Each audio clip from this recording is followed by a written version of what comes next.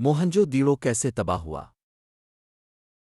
क्या अब जानते हैं कि कदीम शहर अचानक कैसे तबाह हुआ?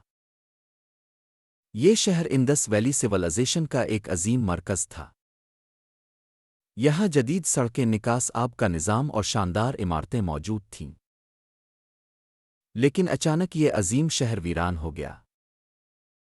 कुछ माहिरीन कहते हैं कि शदीद सैलाब, कहत ज़लज़ले इसकी वजह बने, जबकि कुछ लोगों का मानना है कि इसके पीछे आज भी एक पुरअसरार राज छुपा हुआ है। इसीलिए मोहनजोदड़ो आज भी पाकिस्तान की सबसे पुरअसरार तारीख़ी जगहों में शुमार होता है।